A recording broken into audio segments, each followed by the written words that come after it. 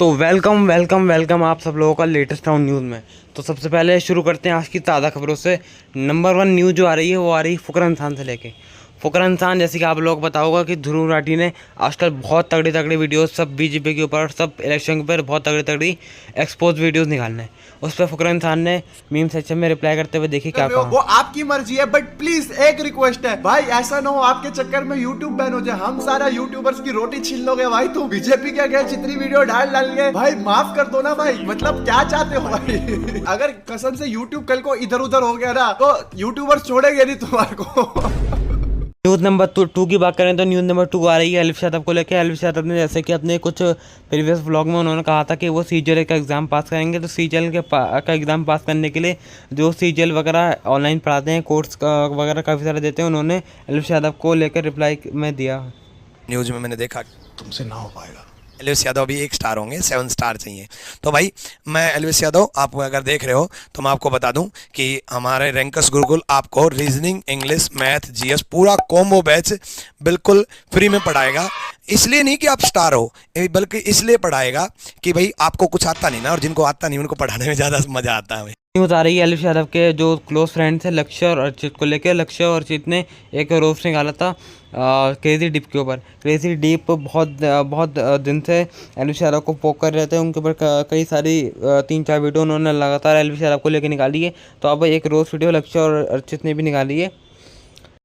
तो उसी के बारे में बात करते हुए अर्चित ने अपनी इंस्टाग्राम स्टोरी पे देखी क्या पोस्ट किया। बक बक बक चश्मा पहन के योरी लिंक, इस लिंक पर जाओ भाई। अच्छा रोस्ट मारा, उसका अच्छा रिप्लाई दिया है, सिस्टम हैंग कर दो। उसका रिप्लाई करते हुए क्रेजी डीप ने कहा भाई रिप्लाई दूंगा तो पापा को बीच में ले आओगे, इस तरीके से बात करी। और एलिफ भाई परसों लाइव पे बॉल्स को जा रहे थे और आज उनके टी ने वीडियो डाली, इस टाइप की चीज़ें इन्होंने बोली। उसके बाद जो है लक्ष्य का रिप्लाई आया। क्रेजी डीप ने ऐसा कि ट्वीट किया लेकिन ये कौन है, इसको इसका इंस्टाग्राम आईडी बताओ। तो तब लक्षित ने कमेंट किया घर आके इंस्टाग्राम आईडी बताऊँ, ये मेट्रो से गुड़गांव आकर पता करेगा। इस टाइप की चीज़ें लोगों की कंट्रोवर्सी स्टार्ट हो गई एक रोज़ वीडियो से ही। उसके बाद बात करें हमारी 4th न्यूज़ की। 4th न्यूज़ आ रही है विराट कोहली और बहुत सारे और क्रिकेटर्स के जो लुक्स और लाइक्स हैं वो विराट कोहली वगैरह से भी ज़्यादा फेमस हो रहे हैं आजकल। वो उन्होंने अपना फेस कट और बालों का हेयर स्टाइल और बियर्ड का हेयर स्टाइल सब कुछ विराट कोहली वगैरह के जैसा बना दिया है। तो वो आजकल बहुत इंडिया के अंदर घूम रहे हैं और साथ ही में उनके जैसा दिख रहे हैं सेम बिल्कुल। ये वीडियो देखिए आप विराट कोहली के लुक लाइक की, बिल्कुल आपको सेम लगेगा, ऐसा लगेगा जैसे विराट कोहली सच में आ गया हो।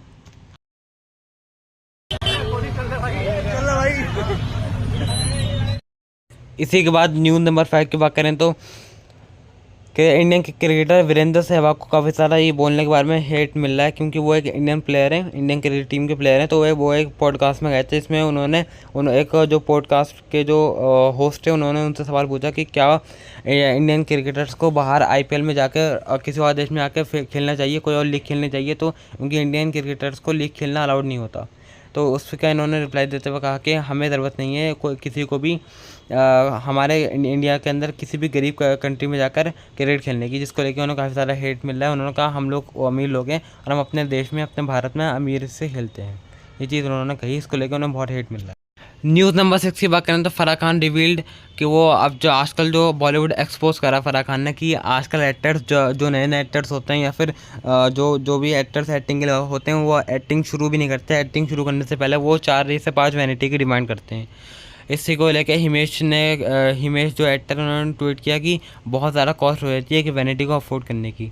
उन्होंने बताया कि वैनिटी का लोग शूटिंग शुरू भी नहीं करते और वैनिटी की 3 से 4 वैनिटी की प्रीमियम वैनिटी से डिमांड करते हैं। और उस वैनिटी का पर डे कॉस्ट 50,000 से लेके 80,000 तक होता है और 75 to 100 डेज़ की एक शूटिंग होती है। तो लगभग 1.25 करोड़ या 1.5 करोड़ तक तो वैनिटी में खर्चा हो जाता है।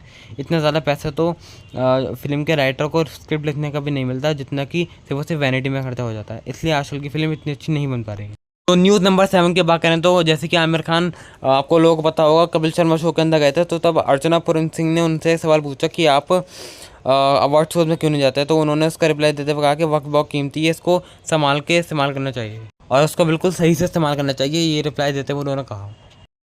न्यूज़ नंबर 8 की बात करें तो आप लोगों को इस न्यूज़ के बारे में अवेयर रहना चाहिए होटल स्कैम के बारे में। एक दिल्ली के अंदर एक उनकी प्रेस कॉन्फ्रेंस थी एक इंसान की जो कि उन्होंने ट्वीट करते वक्त कहा कि उनके दोस्त के साथ ये इंसिडेंट हुआ कि उनकी एक प्रेस कॉन्फ्रेंस थी, तो उन्होंने एक दिल्ली के अंदर चीप होटल बुक कर लिया कि उनको 4-5 घंटे के लिए अपना लगेज रखना था। फिर जब वो अपना लगेज प्रेस कॉन्फ्रेंस ख़त्म करने के बाद जब वो अपना लगेज लेने वापस रूम के अंदर आए तो 4-5 घंटे उनके रूम के अंदर से अचानक से आ गए।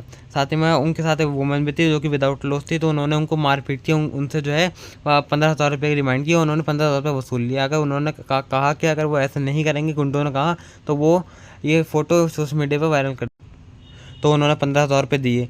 इस बात को लेकर उन्होंने अभी तक पुलिस में कंप्लेंट नहीं की क्योंकि उनको लगता है कि इसके साथ पुलिस भी इन्वॉल्व है। तो इसी को लेकर जो दीपिका नारायण जी हैं उन्होंने ट्वीट करके लिखा कि ये जो आपकी कंप्लेन है ये दिल्ली पुलिस तक जा चुकी है, जो आपका पोस्ट है ट्वीट है या दिल्ली पुलिस तक जा चुका है और सून जल्द से जल्द जो भी कार्रवाई होगी वो ज़रूर होगी।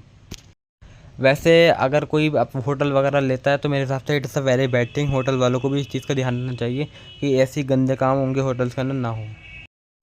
अगला स्कैम के बारे में बात करें, नंबर 8 जो न्यूज़ है वो ये है कि एलॉन मस्क की एक वुमेन, जिनके एलॉन मस्क की जो फ़ैन थी वुमेन, तो उनके साथ 41 लाख रुपये का स्कैम हो चुका है।